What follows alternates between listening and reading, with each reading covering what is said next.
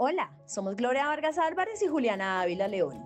Hoy queremos hablarles de los lineamientos de prevención, detención y atención de violencias y cualquier tipo de discriminación basada en género en instituciones de educación superior y la debida realización de protocolos. En el 2022 sale la resolución 14466 del 25 de julio, que establece un plazo máximo de 6 meses para que las instituciones de educación superior en Colombia adopten protocolos para prevenir, detectar y atender las violencias basadas en género. Este documento, elaborado por el Ministerio de Educación Nacional con el apoyo de ONU Mujeres, busca que las instituciones de educación superior se comprometan a erradicar la violencia y la discriminación de género, asegurando la equidad y la seguridad en estos entornos. Las acciones claves son: 1. La prevención y la atención. Buscan implementar medidas para prevenir las violencias contra las mujeres y crear espacios libres de violencia. También el desarrollo de protocolos que contengan planes de trabajo detallados para abordar las violencias basadas en género. Y también la promoción de la equidad de género, que busca fomentar la equidad y eliminar la discriminación de género en el ámbito educativo. La violencia de género y el acoso sexual son manifestaciones de la violación continua de los derechos humanos, que afectan a las mujeres en todas las etapas de su vida y a nivel mundial. Estas violencias, reconocidas por la Declaración Universal de Derechos Humanos, impactan negativamente tanto a las víctimas como a la comunidad educativa. La normalización social de estas violencias restringe la presencia y acciones de las víctimas en espacios públicos, incluida la academia. Por ende, esta debe crear ambientes seguros y responsabilizar a los perpetradores, lo que ha llevado a movimientos sociales a alzar también su voz para exigir mejores medidas de prevención y atención. Como esto es sistemático, vamos a hablar del modelo ecológico, que aborda la violencia de género como un fenómeno complejo y resultante de la interacción de factores personales, situacionales y socioculturales. Se estructura en varios niveles. El nivel microsocial involucra historias personales y el aprendizaje de comportamientos violentos desde la infancia, junto con factores biosociales como es la edad y el nivel educativo. El nivel mesosocial se centra en factores estructurales que afectan las relaciones de poder y legitiman la violencia, como es la educación, la economía y la falta de oportunidades. El nivel macrosocial abarca actitudes y creencias culturales que perpetúan la violencia de género. El modelo también identifica un nivel histórico que conecta factores individuales y contextuales. Además, propone 3 niveles de intervención en prevención. Una primaria, que busca cambiar valores culturales que justifiquen la violencia. Una secundaria, detectar riesgos y casos de violencia para proporcionar atención a las víctimas. Y una terciaria o de urgencia, que busca ofrecer una atención integral y un acompañamiento a quienes han sufrido estas violencias. Relacionemos los protocolos con los niveles de prevención. Para la prevención primaria, abordar la prevención a partir del reconocimiento de la igualdad de género y el cuestionamiento de los estereotipos de género sexistas y machistas que causan violencia contra las mujeres. Para la prevención secundaria, rutas de notificación con indicadores clave en la identificación y remisión a quienes puedan brindar una adecuada atención. Hacia la terciaria, rutas de atención y la oferta institucional desde las que se abordan las violencias de género y sexuales como parte de la estrategia de prevención y aplicación. Asimismo, podemos encontrar 3 niveles de riesgo: prevención universal o de riesgo leve, asociado a la identidad de género; de prevención selectiva de riesgo medio. Se enfoca en grupos vulnerables que enfrentan un riesgo medio debido a condiciones sociales y especialmente económicas. De prevención indicada o de riesgo alto.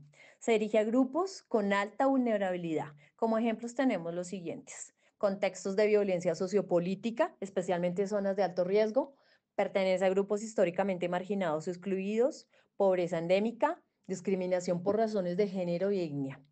Estas condiciones ponen a las personas en un alto grado de vulnerabilidad.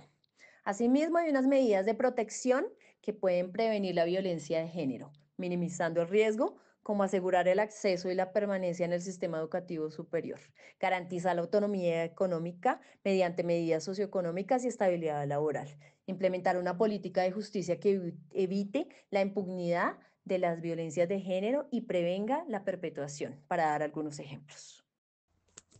Es importante tener en cuenta que en el nivel de prevención, Los protocolos deben plantear con claridad acciones de sensibilización y capacitación al personal estratégico para prevenir y fomentar una cultura de no tolerancia a las violencias basadas en género. También estrategias comunicativas, informativas y eventos institucionales de sensibilización y prevención. Asimismo, el diseño de metodologías con enfoque de género que les permitan la identificación constante de riesgos a los que está expuesta la comunidad educativa y que pueden significar la ocurrencia de violencias de género y sexuales. También es crucial aumentar las capacidades del personal docente, administrativo y de seguridad para identificar situaciones de violencia de género y discriminación, así como establecer mecanismos confidenciales para la recepción de casos y activación de protocolos. Finalmente, en el nivel de atención se encuentran el conjunto de acciones articuladas que, en respuesta a los marcos normativos, atiendan a las personas afectadas por las violencias de género y desde su competencia garanticen la protección, estabilización y, en lo posible, la restitución de sus derechos a través de la coordinación intra e interinstitucional. Cada caso es único y la ruta intersectorial se construye localmente, involucrando a las entidades responsables en salud, protección y justicia. Durante las etapas de prevención, detección y atención de las violencias basadas en género y en cumplimiento con el marco jurídico y los estándares de protección de los derechos humanos, las instituciones de educación superior deben contribuir con la debida diligencia a la garantía de los derechos de todas las personas en condiciones de igualdad y libres de discriminación. Estos derechos incluyen recibir atención integral, orientación jurídica gratuita, información clara y oportuna, consentimiento informado para exámenes médicos y legales y reserva de identidad. Las víctimas de violencia sexual tienen derechos adicionales como acceso gratuito a servicios de prevención de enfermedades, tratamiento de traumas y preservación de su intimidad. Además, las instituciones de educación superior deben contar con personal idóneo, capacitado y sensible para atender casos de discriminación y violencias de género. Tanto el Ministerio de Educación como cada institución de educación superior tienen ciertas competencias para abordar los casos de violencia de género. El Ministerio debe articular estrategias del sector educativo con el marco normativo nacional e internacional y la Política Nacional de Equidad de Género. Debe definir lineamientos pedagógicos para promover la igualdad, el respeto, la dignidad y el ejercicio de los derechos humanos. También debe fortalecer los equipos técnicos de las secretarías de educación en cada región y articular con otros sectores la implementación de estrategias que promuevan la equidad de género. En cuanto a las instituciones de educación superior, deben establecer guías y protocolos para la detección y abordaje de las violencias de género, así como para la remisión a servicios de otras entidades. Deben garantizar la no revictimización y un trato digno a las personas afectadas por las violencias de género, asegurando que quienes realicen la atención cuenten con la formación adecuada. También deben implementar estrategias para que las personas afectadas accedan al acompañamiento psicosocial gratuito y brindar información sobre los canales externos para acceder a la justicia. Elementos para el fortalecimiento de la política institucional de posicionamiento de los temas de género. El principio de autonomía de las universidades en relación con las violencias basadas en género es la garantía esencial que equilibra la libertad académica y el pluralismo ideológico con los derechos fundamentales sin pasar sobre ellos. El compromiso institucional, definiciones clave, normatividad vinculante, alcance, medidas de ayuda, protocolos de denuncia e investigación, plan de prevención y educación, capacitación, responsables de la implementación y un presupuesto asignado. ¿Cuáles son los fundamentos legales para los protocolos? Deben basarse en un marco legal integral, incluyendo normativas internacionales, nacionales y territoriales, así como políticas públicas y estrategias locales. El proceso debe incluir a la comunidad universitaria, asegurando participación y promoviendo la divulgación y la capacitación para legitimar cambios internos. Con respecto al presupuesto, ante la posible falta de presupuesto, se debe buscar alianzas con redes o organismos nacionales e internacionales. A continuación, haremos el relato de un caso donde la ley actuó en favor de víctimas de discriminación y violencia de género. Godoy coordinaba el diplomado de equidad de género y fue la encargada del manejo de varios casos de acoso laboral y sexual que denunciaron varias vigilantes y un presunto caso de abuso sexual que denunció una estudiante. La profesora sirvió de puente entre las víctimas y las directivas y recomendó a la universidad establecer un protocolo para el manejo de estos casos. Sin embargo, al poco tiempo fue despedida. En septiembre de 2017, Mónica Godoy presenta una tutela que fue negada en primera y segunda instancia. En ella solicitaba el amparo de sus derechos a la libertad de conciencia, a la libertad de expresión, al libre desarrollo de su personalidad y a no ser discriminada por su opinión política o filosófica. La Corte seleccionó su tutela para revisión y falló una sentencia sin precedentes.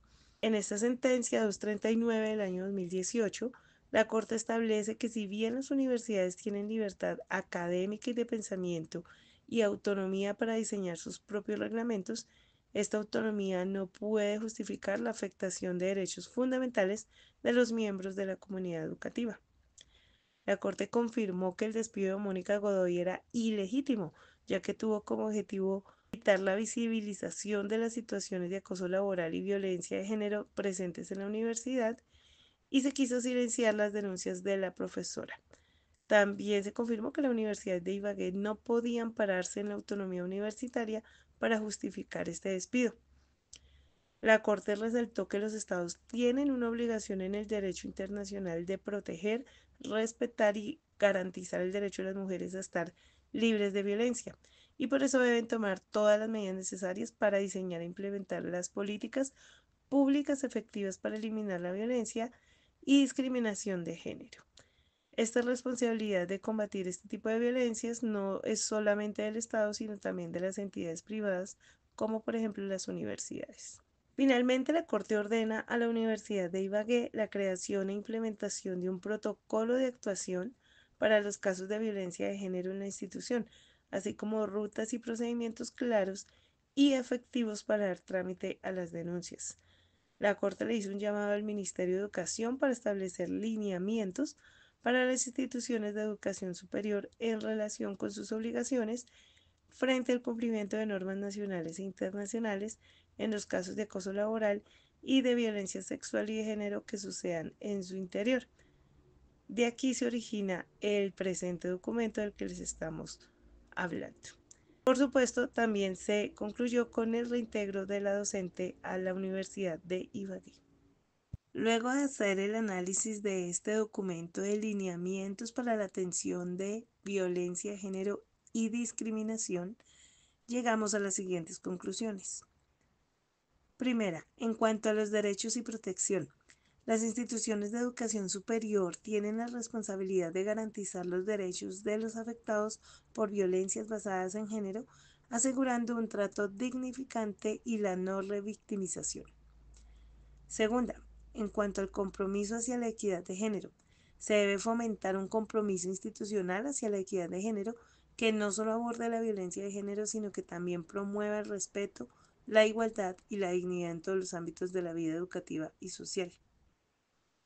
Tercero, en cuanto a la articulación institucional, es crucial que las instituciones de educación superior y el Ministerio de Educación Nacional articulen esfuerzos con otras entidades del Estado y de la sociedad civil para crear un marco normativo que proteja y apoye a las víctimas de violencias de género, así como para implementar estrategias efectivas de prevención, detección y atención.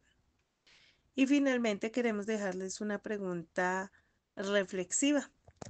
Desde su rol docente, ¿cómo aborda las manifestaciones de violencia de género y discriminación para aportar en la construcción de un entorno educativo seguro, inclusivo, respetuoso y participativo? Esperamos sus comentarios en el chat luego de esta presentación. Muchas gracias por su atención.